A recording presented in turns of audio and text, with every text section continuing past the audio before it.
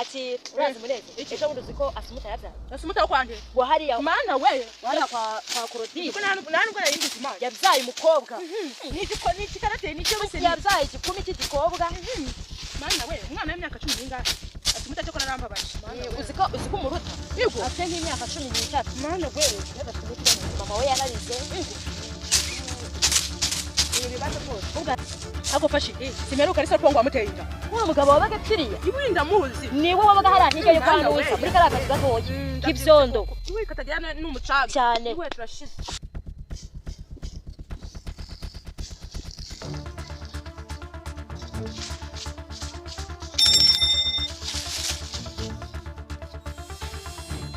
ariko mune uzi ko numvise ko muri rino cyamba bafite n'abakobwa ku ngufu nagize umuntu narasumvishije fashe fashe ako ndabona nta muntu ndimo ndabona ibanza yagiye ahubwo